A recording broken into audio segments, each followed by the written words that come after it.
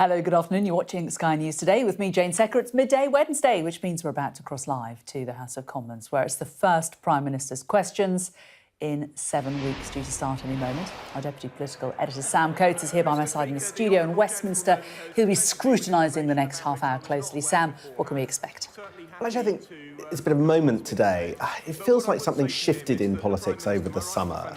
You know, we went into the summer with the Uxbridge by-election held by the Tories, but the others won by the opposition. A bit of a no-score draw, but the summer was really quite tricky for the Tories, and there's this growing sense that they are in some political troubles, momentum, sort of gaining momentum of issue by issue, the party not being able to get lift off. The question is whether or not Prime Minister's questions today reflects that. Both leaders will have had tips and training for PMQs over the summer. Can Rishi Sunak find the language to defend his government? Can he get back on the front foot despite all of the troubles that we've seen, from small boats to the schools crisis? Can Keir Starmer be punchy enough to properly cut through and make the case and to press home the advantage that Labour undoubtedly feel that they've had from the news agenda over the last few days? I think we're about to find out. It's an important one. Mr. Speaker, I'd like to start by Prime Minister's just taken to his feet. And the Lionesses for their fantastic performance at the World Cup. We are all incredibly proud of them. Mr. Speaker, I also know the whole House will want to join me in sending condolences to the family, friends and colleagues of Sergeant Graham Saville. It is a testament to his bravery that he died in the line of duty, and a terrible reminder of the work the police do every day to keep us safe. Mr. Speaker, this morning I had meetings with ministerial colleagues and others. In addition to my duties in this House, I shall have further such meetings later today. Thank you, Mr. Speaker. The Labour Party used to claim that it represents working-class people.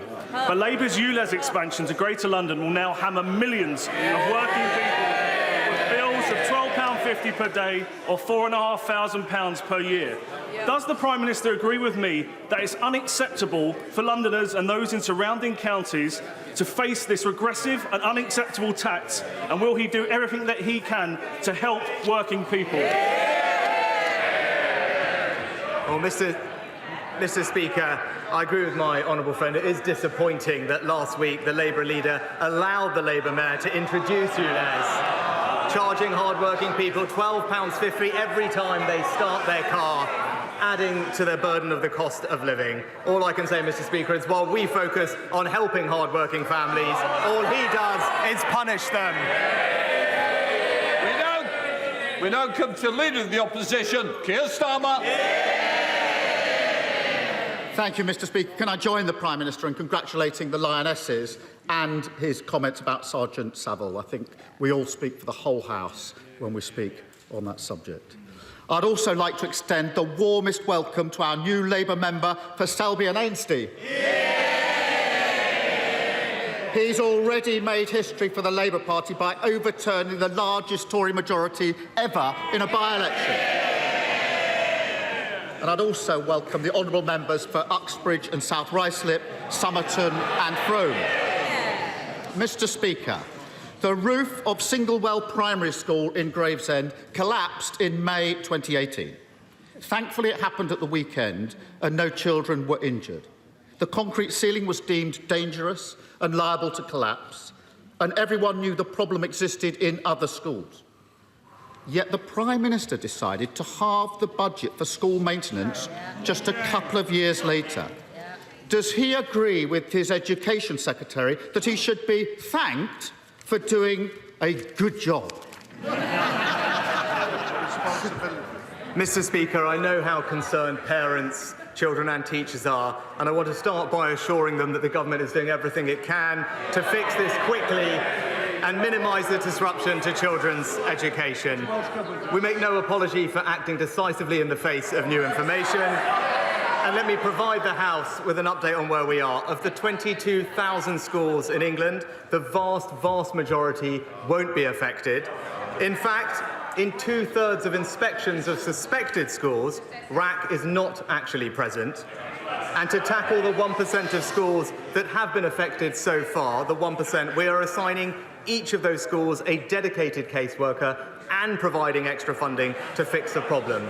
In the majority of cases, children will attend school as normal, and the mitigations take typically just days or weeks to complete. We will do everything we can to help parents, support teachers, and get children back to normal school life as quickly as possible. Keir Starmer. Well, Mr. Speaker, Wood Green Academy in Sandwell was on Labour's building list in 2010. They scrapped it, and now children there are in a crumbling school.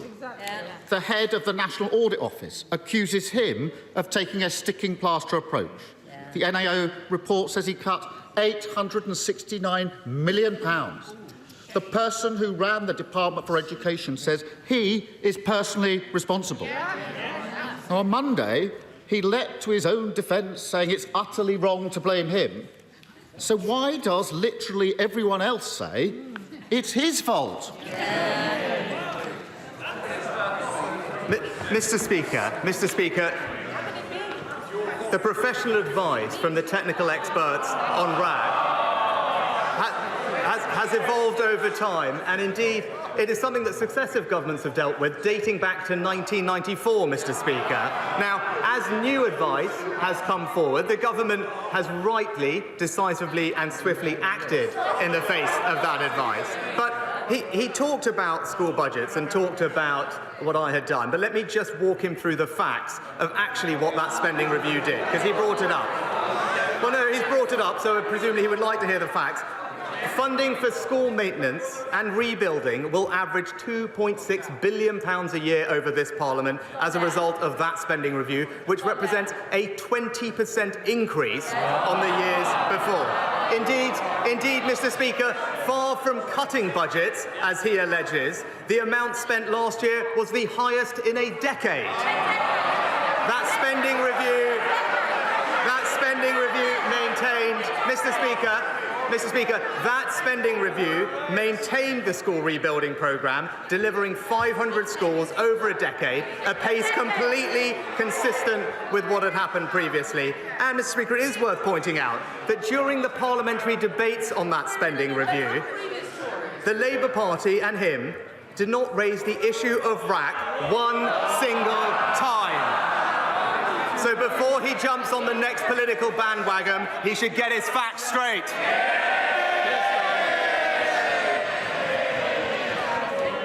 Mr. Speaker, Carmel College in Darlington was on the Labour's building list in 2010. They scrapped it, and now children there are in a crumbling school. And on the one hand, we have him saying it's nothing to do with him. On the other side, we have the facts. And there's a simple way to clear this up. Why doesn't he commit to publish the requests from the Department of Education for the school rebuilding programme and what risks he was warned of before he turned them down? Mr. Speaker, the honourable gentleman has now brought up twice the Labour school rebuildings programme. He's now brought it up twice. So let's just look at that and look at the facts surrounding that, because we do know the truth about that programme, Mr. Speaker, because the NAO, as he's called on, actually reviewed that programme later on. What did they find? They found that Labour's school rebuilding programme actually excluded 80% of schools. Next, what did they find? That it was a third more expensive than it needed to be, needlessly wasting resources that have gone to schools. And Mr. Speaker, this is the worst bit. The worst bit is that programme, because now he's talking about the physical condition of schools, that programme only allocated funds solely on the basis of ideology, with no regard whatsoever to the physical condition of schools, Mr. Speaker. That's why the independent James Review described that programme as time-consuming and expensive, just like the Labour Party.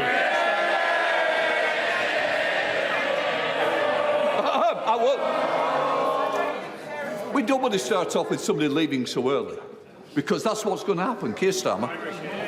Well, Mr. Speaker, they want more, so let me continue. Ferryhill School in County Durham was on Labour's building list in 2010. They scrapped it, and now children there are in a crumbling school. The truth is, this crisis is the inevitable result of 13 years of cutting corners, botched jobs, sticking plaster politics. It's the sort of thing you expect from cowboy builders, saying that everyone else is wrong, everyone else is to blame, protesting they've done an effing good job, even if the ceiling falls in. The difference, Mr. Speaker, is that in this case, the cowboys are running the country. Isn't he ashamed that after 13 years of Tory government, children are cowering under steel supports, stopping their classroom roof falling in? No more. Just seriously, I will calm down. First session, I understand people are excited to be back at school, but we expect better behaviour. Prime Minister. Well, Mr. Speaker, this is exactly the kind of political opportunism that we've come to expect from Captain Hindsight over here. Before today, he's never once raised this issue with me across this dispatch box. It wasn't even worthy of a single... It's the same for this side as well. Can I just say, we're going to have a calmer question times going forward. I want to hear the question, I want to hear the answers, just like your constituents, Prime Minister. Mr. Speaker, before today, he never once raised this issue with me in Parliament. It wasn't even worthy of a single mention in his so-called landmark speech on education this summer. And if we'd listened to him, our kids would have been off school and locked down for longer. It's as simple as that. He talks about 13 years. Well, let's see what happened.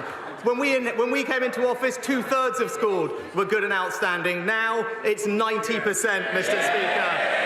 We introduced the pupil premium to get more funding to the most disadvantaged pupils, Mr. Speaker. Today, they are 75% more likely to go to university. And as a result of our reforms, we now have the best readers in the Western world, Mr. Speaker. That's what 13 years of education reform gets you, all of which opposed by the party opposite. Well, it claims to be a man of detail. There are 100 parliamentary questions from this side on this issue and an Opposition Day motion.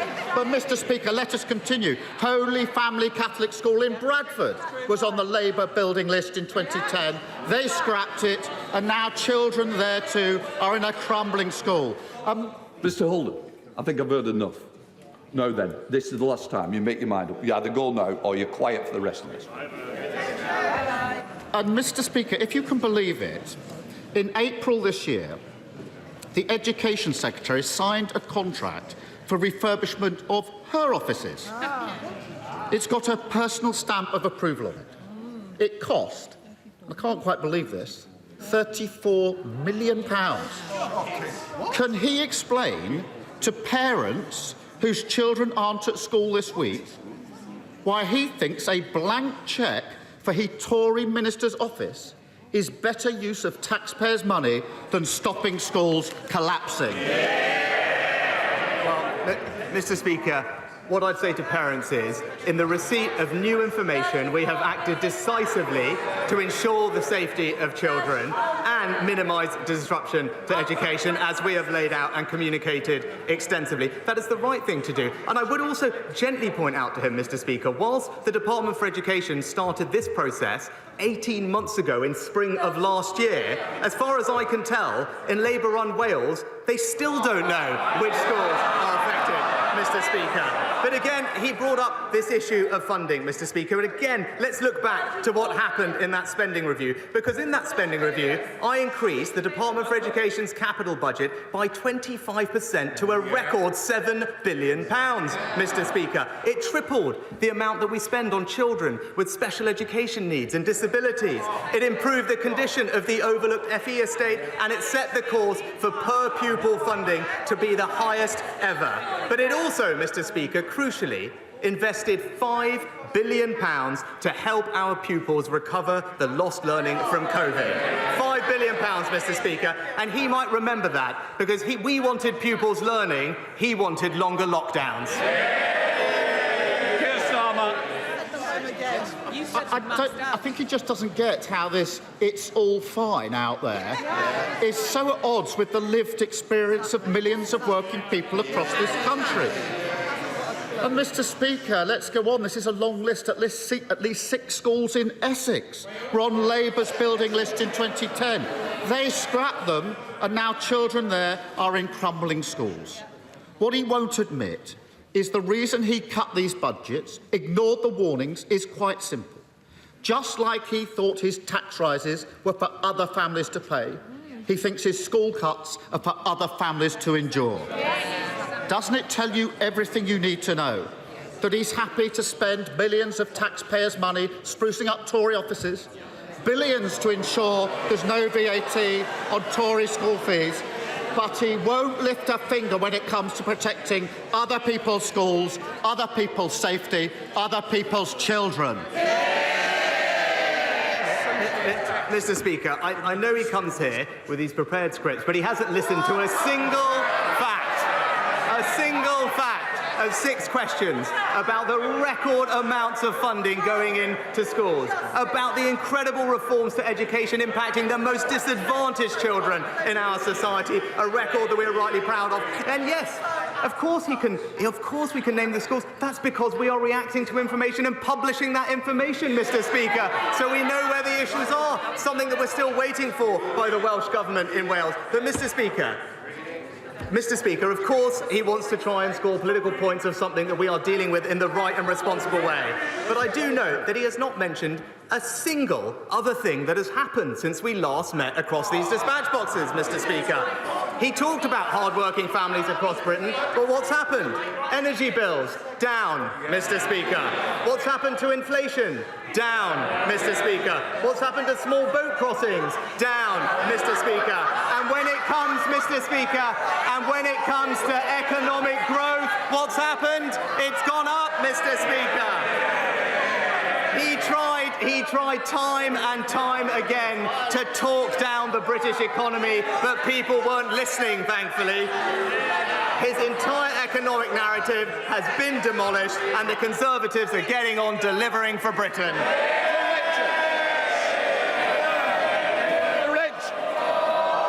There will be more. Nicola Richards. Against a backdrop of improving economic news, inflation falling, energy bills coming down, growth up, people in the West Midlands are disappointed to see that Labour-run Birmingham City Council has gone bankrupt. As a Sandwell resident and a West Bromwich MP, I'm no stranger to Labour incompetence. Does the Prime Minister agree that Labour have demonstrated yet again that they always run out of other people's money?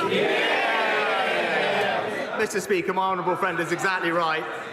We started by hearing how Labour in London are charging hard-working people with ULEZ. Now we're hearing about how Labour in Birmingham are failing hard-working people, losing control of taxpayers' money and driving their finances into the ground. They've bankrupted Birmingham, Mr. Speaker. We can't let them bankrupt Britain. We come to the leader of the SNP, Stephen Flynn.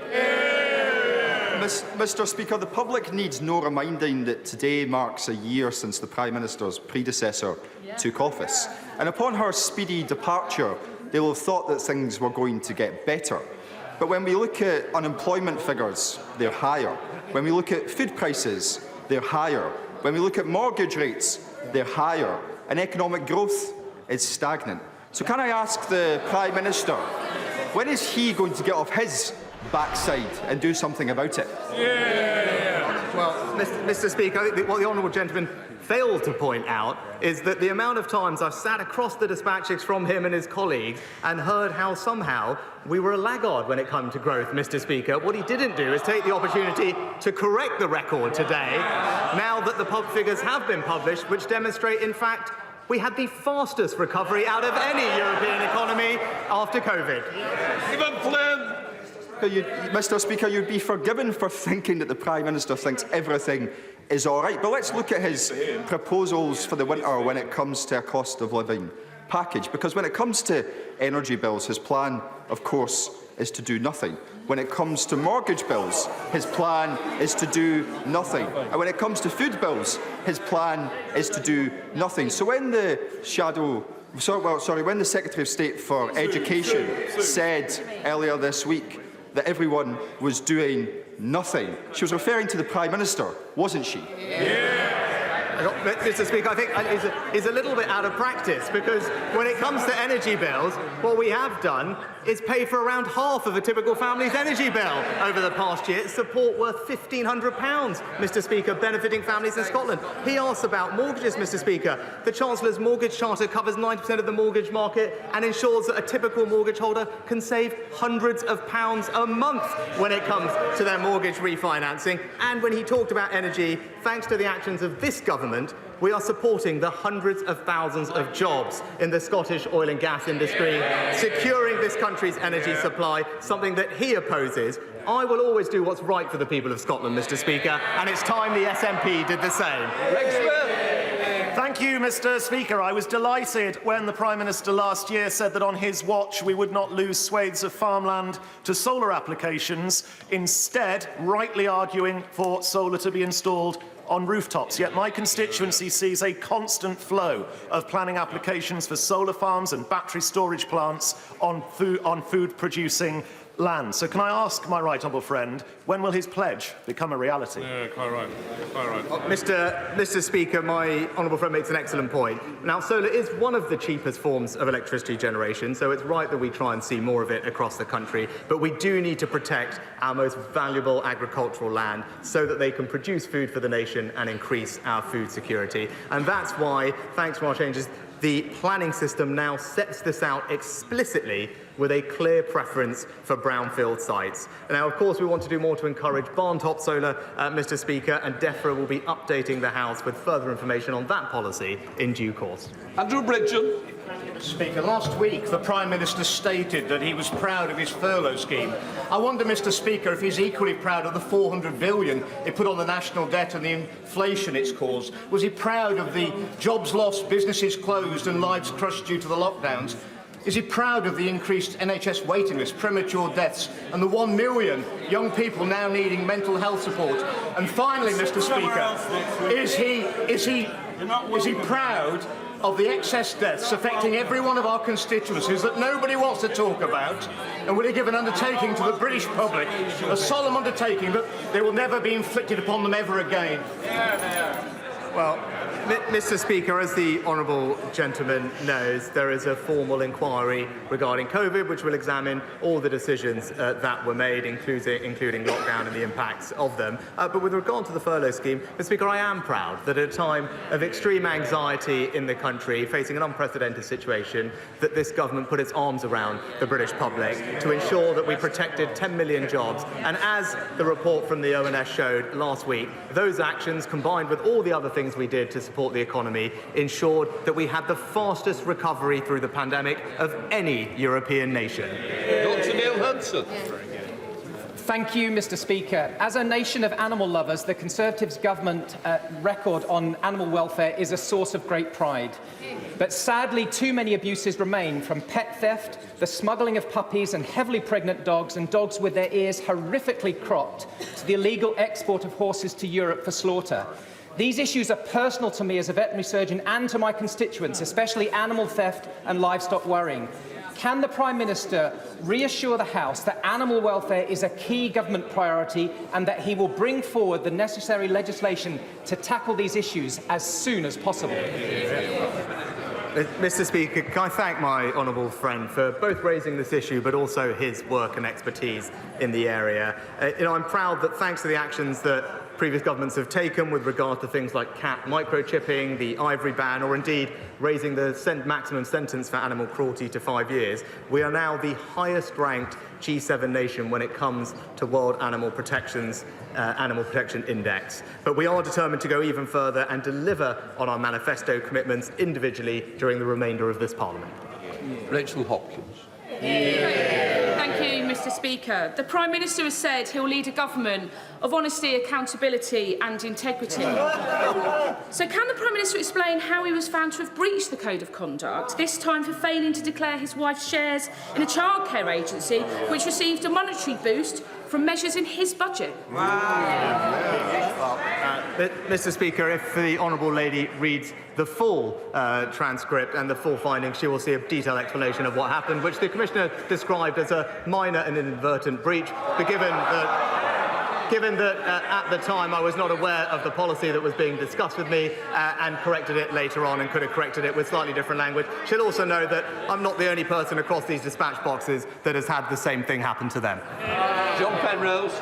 Mr. Speaker, can I interest the Prime Minister in proposals from the Carbon Competitiveness Commission, which I chair, which would deliver net zero cheaply and without deindustrialising our economy? It would help British manufacturers facing imports from countries with lower energy costs, make our exports more competitive everywhere, and cut fuel duty here at home. We have strong backing from Britain's heavy industries, cross-party support from the excellent member from Aberavon, who I see is also on the order paper. So would the Prime Minister consider adding his name to our list of supporters as well? I'm grateful to my honourable friend and the Commission for Carbon Competitiveness for the report that he's worked on and highlighted. The government is absolutely committed to putting in place the necessary policies for UK industry to decarbonise successfully. As he'll be aware, government recently consulted on addressing carbon leakage in particular with a range of potential options. We're in the process of considering those responses and will issue a formal response in due case. Claire Anderson. Thank you, Mr. Speaker. Every year, billions of wet wipes go out into our rivers and oceans and clog up our sewers. Yeah. I've been campaigning on this for years to ban plastic in wet wipes, and the government has finally promised to ban plastic in wet wipes, but that was 5 months ago and there's been nothing since then. So will the Prime Minister today finally give a date when that ban will come into force and make a difference to our environment, or is this another broken promise from his zombie government? Speaker, in the comprehensive plan for water that was published by the Environment Secretary in April, we did confirm our intention to ban wet wipes containing plastic, subject, of course, as is legally proper, subject to a public consultation. That consultation will be launched in the coming months in autumn of this year, and I know ministers will keep the House updated on progress. Craig McKinley. I'd like to offer some assistance on the small boats issue. Has my right honourable friend considered the incongruity of the fact that a UK dinghy manufacturer trying to sell into the EU market would have to apply the CE marking, customs codes and the potential of being stopped and checked? And similar applies perversely when a simple thing like GB to NI trade. But none of this applies, seemingly, when these huge, supersized, dangerous, cut-and-shut dinghies are taken in from Turkey across the EU border into Bulgaria and Greece. Is he as confused as I am by the EU's double standards on this matter? Well, my honourable friend is absolutely right that we must do all we can to stop the boats and tackle illegal migration. And we know that the export of small boats across parts of the European continent is a vital element of the smuggling gang's tactics. And that's why, specifically, we are stepping up joint operations with Turkey, Mr. Speaker. And I raised this with the President when we spoke, so that we can tackle organised immigration crime and specifically disrupt the supply chain of boat parts that are used for these dangerous crossings. And I will continue to keep him updated on our progress. Luke Pollard. Thank you, Mr. Speaker. 2 years ago in Plymouth, we lost 5 people in the worst mass shooting the country has seen for a decade. The government has finally consulted on firearms reform, but after pressure from shooting groups, even these sensible measures looks like they could be watered down. So will the Prime Minister bow down to lobbyists from the shooting industry, or will he stand with the grieving families and those in Plymouth who want to see no other tragedy like this ever happen again with stronger gun laws? Well, Mr. Speaker, I know how important this issue is to the honourable gentleman following the horrific shooting in his constituency, and my thoughts are with the family of all those who were killed. He will know that firearms are subject to stringent controls, and rightly so, but those controls are kept under constant review. For example, we've taken action to improve information sharing between GPs and the police to make sure that people are not given access to firearms without their medical conditions being checked, and the statutory guidance for chief officers of police have been improving so that how people apply for firearms is assessed properly, including checks on social media. With regard to the matter that he specifically raises, the Home Office is in the process of considering responses to that consultation and will respond in due course. Stephen Metcalfe. Thank you, Mr. Speaker. Later today, Mr. Speaker, I'm bringing forward a 10-minute rule bill to include the provision of automated external defibrillators in all new housing developments of 10 dwellings or more. Will my right honourable friend therefore support this provision, and ask his relevant Cabinet colleagues to engage with me on to ensure these life-saving pieces of equipment can become commonplace where they can have the most impact close to people's homes. Well, Mr. Speaker, my honourable friend is right to highlight the importance of these life-saving devices, and that's why the National Planning Policy Framework already expects planning policies and decisions to promote public safety, but it's also why recently the government launched a £1 million fund which will place around 1,000 new defibrillators in communities across England to help improve equality of access to these life-saving devices. Andy MacDonald.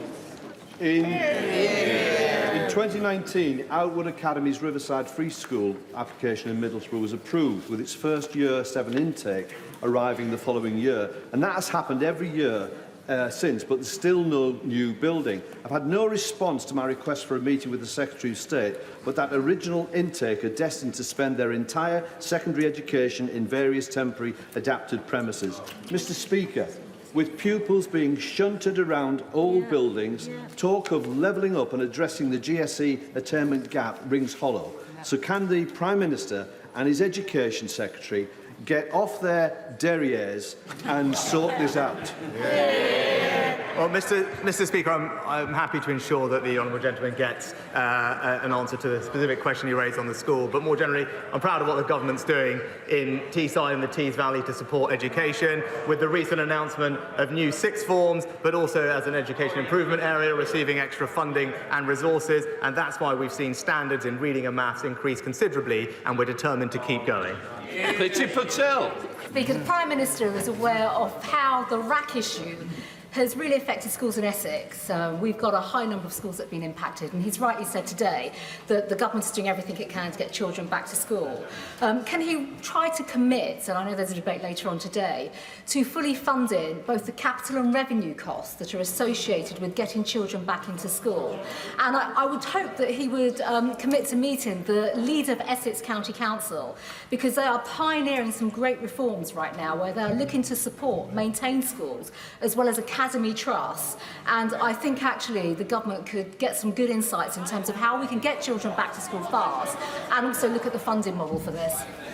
Can I first of all start by thanking my right honourable friend for the engagement constructively that she's had with the department, and indeed pay tribute to her school leaders and local authority for everything that they are doing. I am happy to give her the reassurance, as the Chancellor already said, new funding will be provided to schools to deal with this issue, but also to ensure that we can get through this as quickly as possible for her constituents and parents, and indeed everyone's. DfE are in the process of increasing the number of dedicated caseworkers from 50 to 80. We have 35 project directors regionally on the ground to support, and we've increased the number of survey firms by more than double, Mr. Speaker, so that we can rapidly, over the next few weeks, fully assess all the relevant schools and have a mitigation plan in place. Stephen Kinnock. Thank you, Mr. Speaker. Steelworkers in my Aberavon constituency have watched in frustration as other governments have pumped investment into decarbonisation, whilst successive Tory governments have sat on their hands. So when will the Prime Minister finally conclude the talks with Tata Steel, and can he guarantee that there will be a matching level of investment with what other European governments are doing on decarbonisation? And will he guarantee that the conclusion will be based on serious engagement comprehensively with the steel unions? Well, Mr. Speaker, steel is absolutely vital to the UK. This is something that, of course, is of interest to the honourable gentleman, but something that I've also discussed extensively with my honourable friend from Scunthorpe, and that's because the industry supports local jobs and economic growth. Now, conversations with specific companies like Tata are ongoing, but they are understandably commercially sensitive. But we do share the ambition of securing a decarbonised, sustainable and competitive future for the industry in this country. And in the meantime, we are supporting the sector, Mr. Speaker, with our energy industries exemption, which provides discounted energy bills, and the Industrial Energy Transformation Fund, which supports steel companies with their energy bills and the transition through capital to a greener future. Mark Fletcher. Thank you, Mr. Speaker.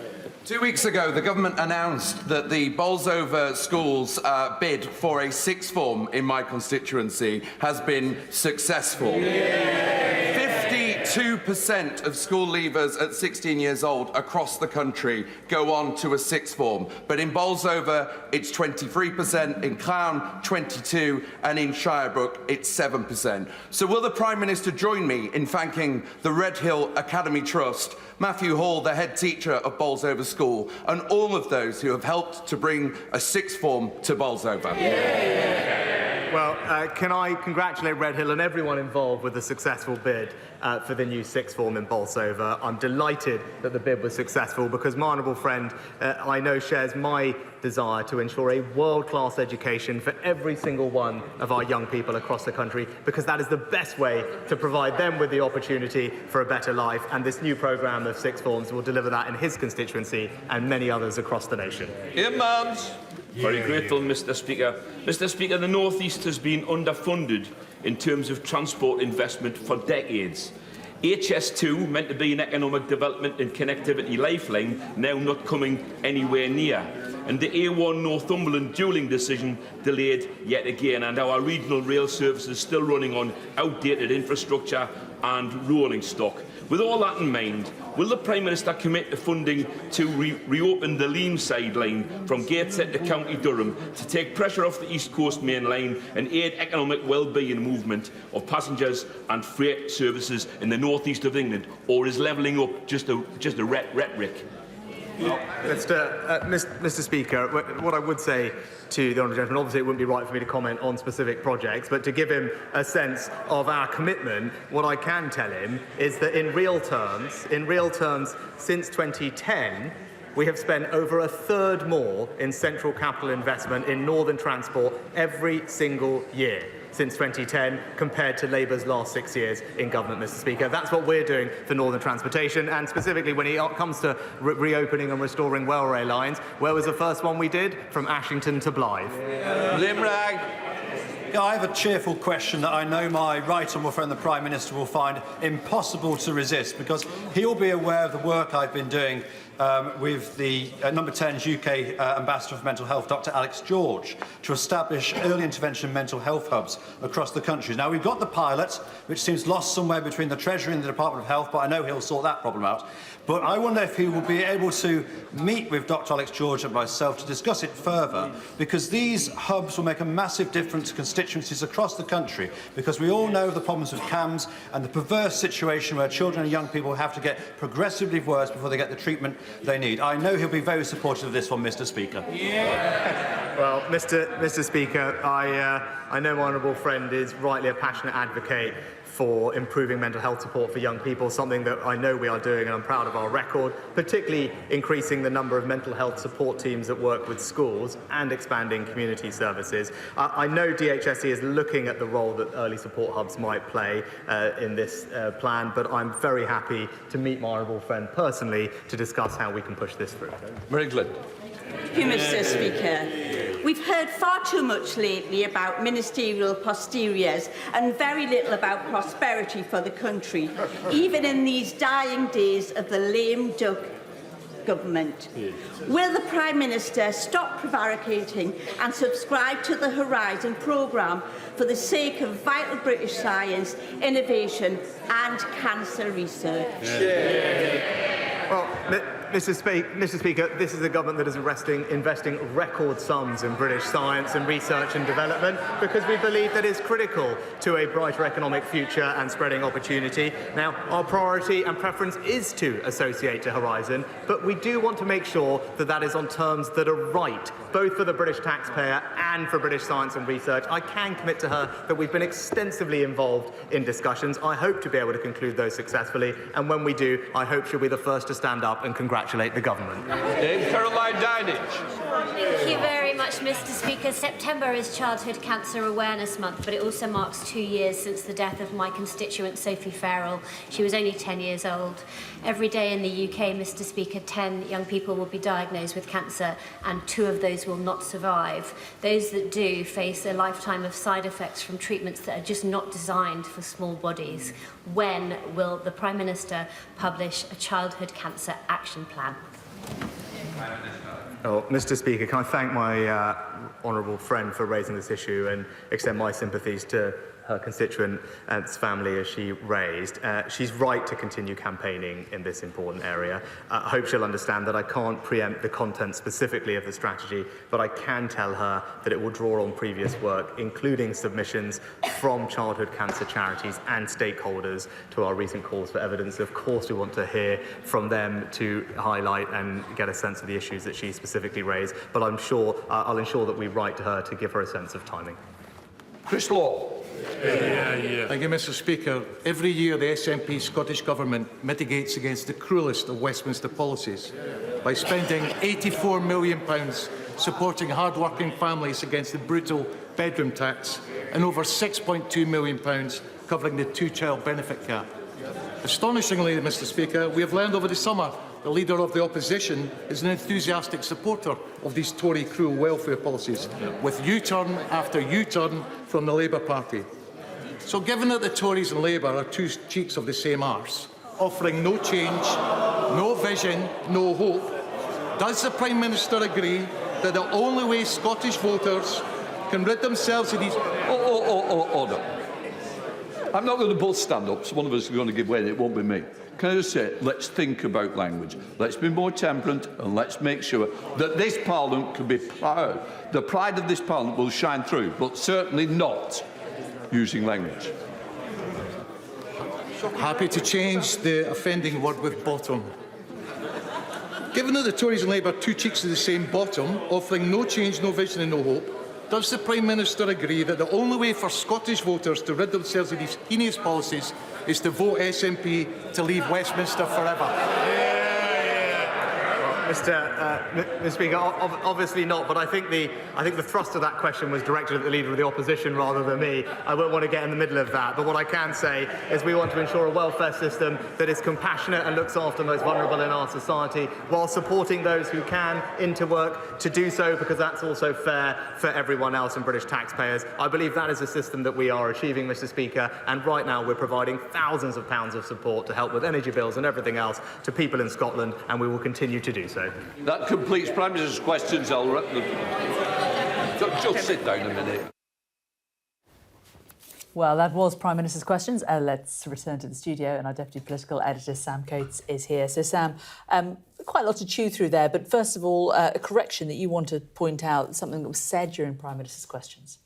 So, during his interventions, the Prime Minister made clear that, or claimed that Keir Starmer hadn't raised in his landmark speech on education. It's unclear whether he's implied the issue of RAC, crumbling concrete, or whether crumbling schools more generally. But basically, Rishi Sunak was saying, look, you never talked about it, and then said, you're Captain Hindsight. Now, unsurprisingly, Labour have come back and said, well, hang on, there's a section of speech that does refer to that. So in the July 6th mission speech about education by Keir Starmer says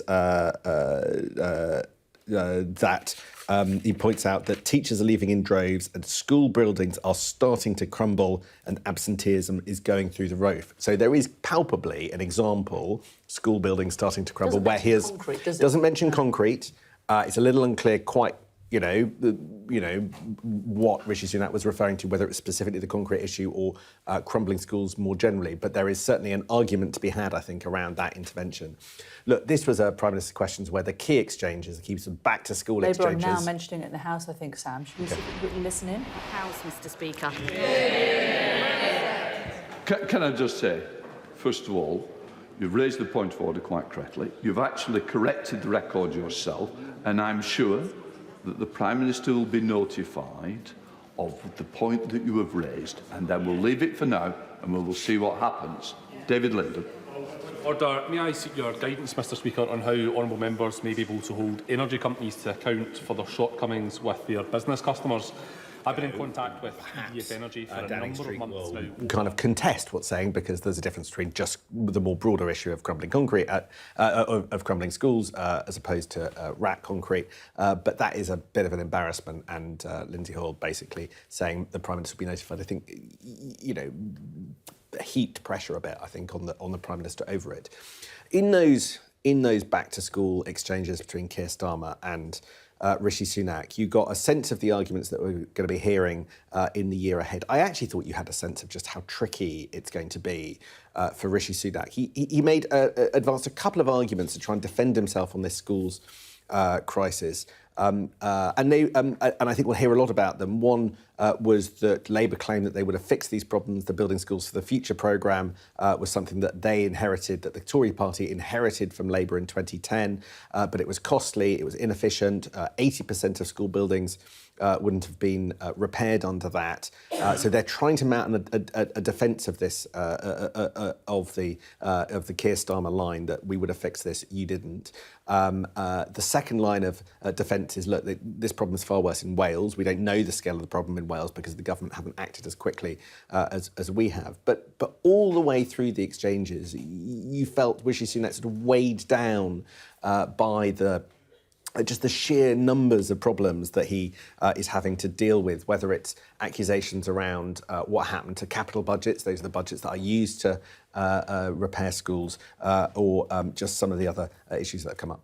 OK, Sam, thanks very much. Thanks for that. Well, we're going to get a little bit more from Sam coming up next. Plus, we're going to get more reaction to Prime Minister's questions with a panel of 2 MPs. Stay with us.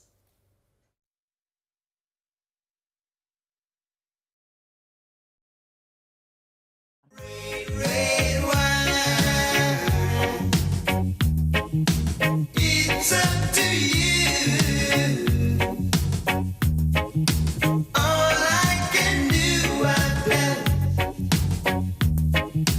memories from good. Memories from good. It's been a fantastic career, you know, and we celebrated last night at the Cocoa Club in Camden. What are you celebrating? We had a star on a Walk of Fame, which is lovely, you know, and it was nice to be in Camden again, because that's where our adventure started, really, when we left Birmingham. What's your favourite one? Oh, no, I haven't got a favourite one. It's like saying, do you have a favourite child, you know? I love them all. You must have one that you love them all equally. Well, we had a lot of hits with covers. We did 3 cover albums called Labour of Love, and we had great success with those. And we still play all those because we loved them in the first place when we covered them. You know. Here's Kingston Town. That's it. It's a bit like Camden Town, that's okay. If I had your word, I would give it away just to see. You know, we had 40 top 20 hits, you know, in the 80s and 90s. So I think we were pretty ubiquitous, you know, we were on the radio quite a lot. And it gave us a worldwide fan base, you know, which is why we're still touring today, you know.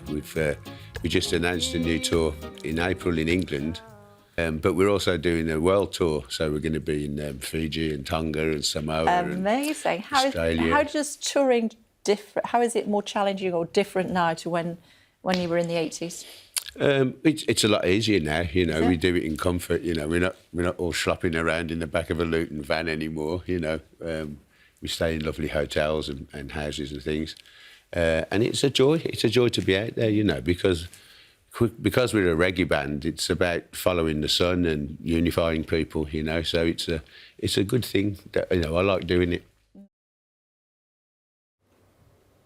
Welcome back to Sky News Today. We've just seen Prime Minister's questions. Let's discuss what we just heard.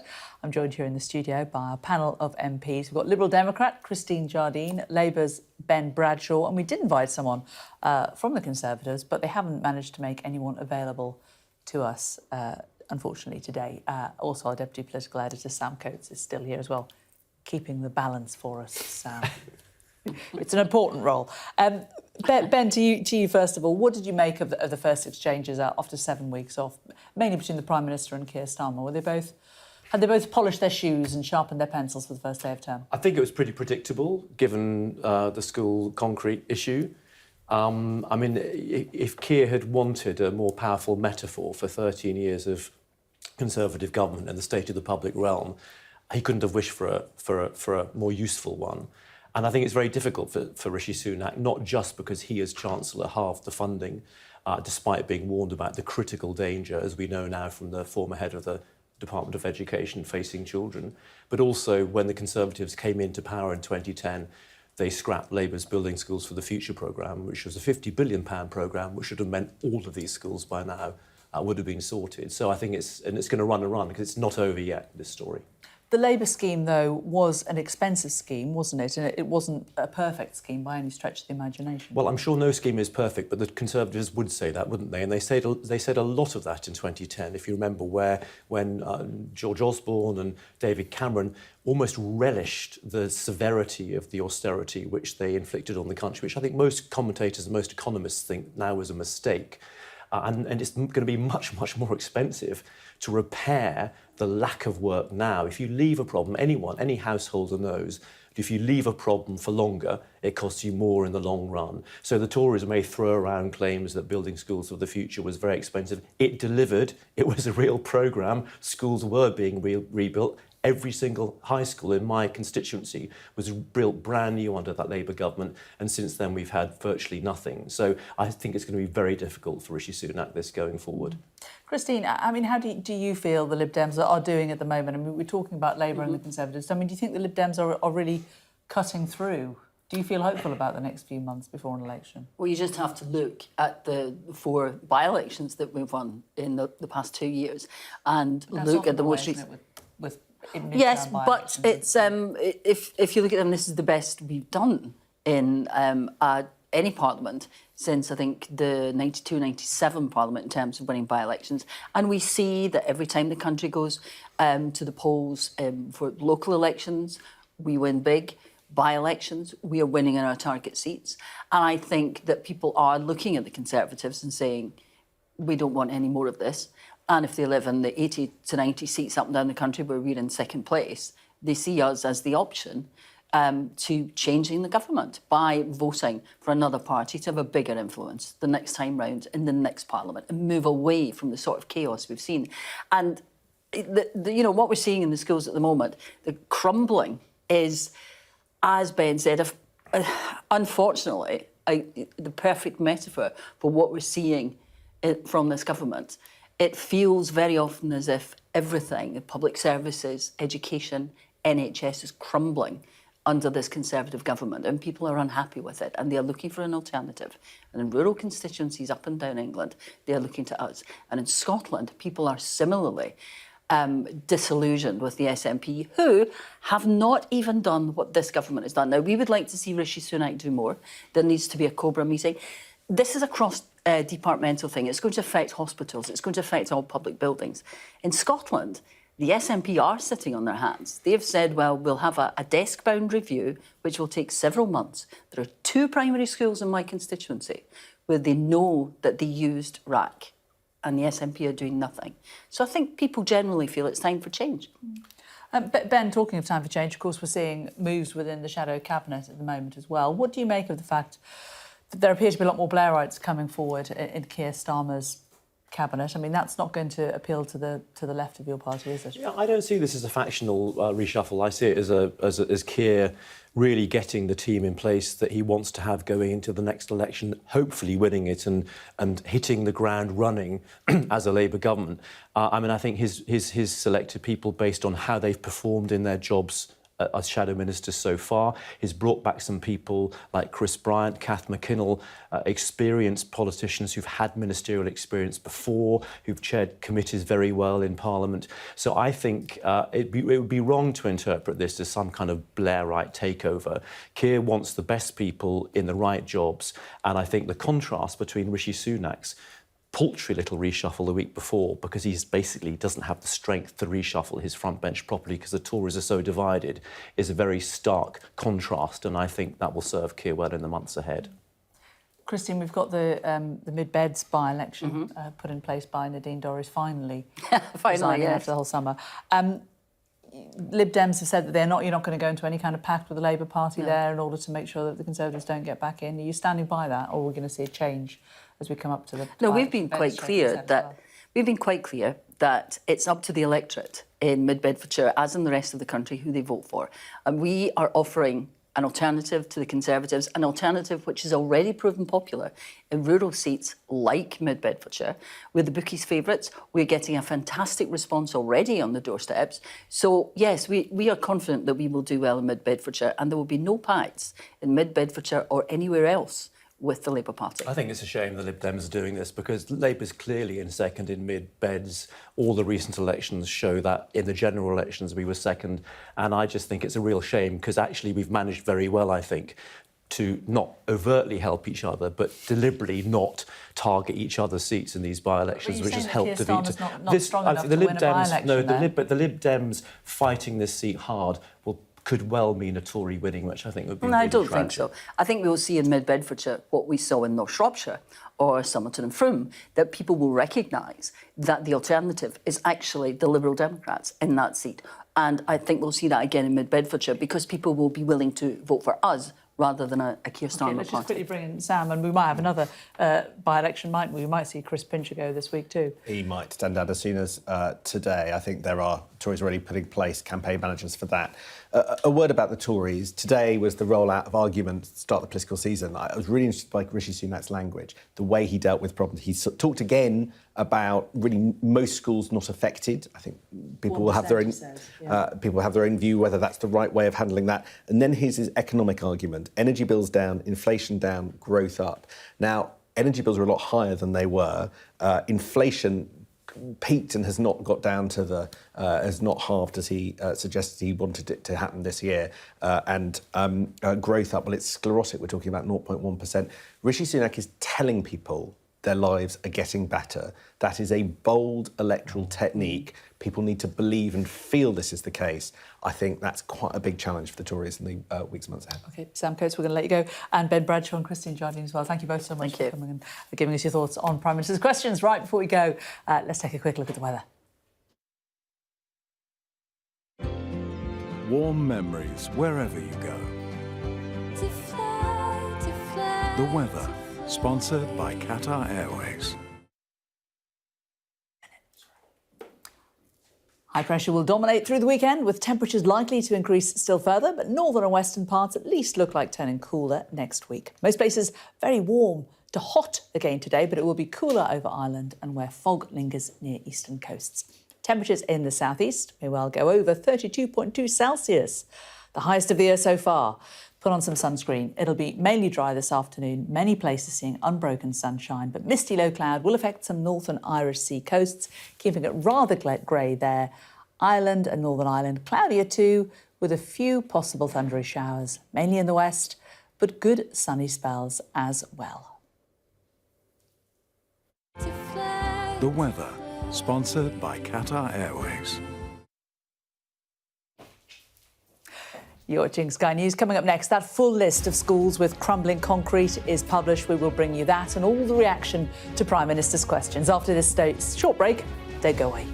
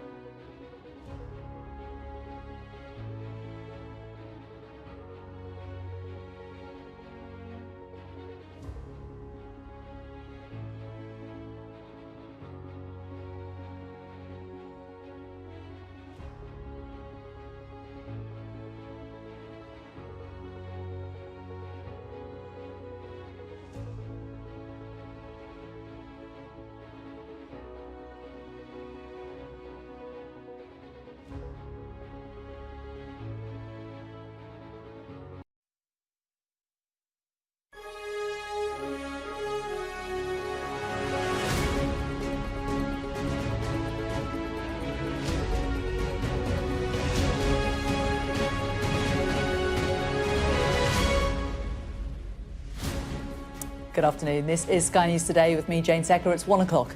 These are our headlines.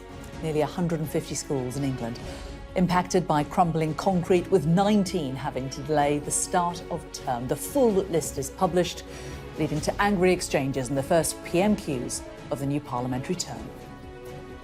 It's the sort of thing you expect from cowboy builders, saying that everyone else is wrong. In this case, the cowboys are running the country. Of the 22,000 schools in England, the vast majority won't be affected. Also this afternoon, the mother of Sarah Sharif, the 10-year-old found dead in Woking, describes the moment she had to identify her daughter's body. They had dressed her in Mickey Mouse pyjamas and she had a quilt over her, but no mother should see something like that. One of her cheeks was swollen and the other side was bruised. The UK prepares to ban the Russian mercenary Wagner Group as a terrorist organisation, making membership illegal. At least 21 people are killed and hundreds more flee their homes after a cyclone causes devastating flooding in Brazil. And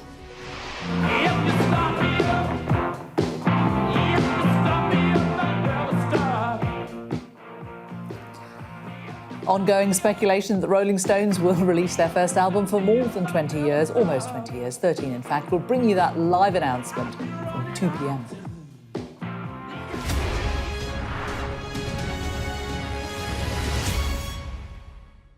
Hello, good afternoon. The Department for Education has published its full list of schools affected by crumbling concrete in England.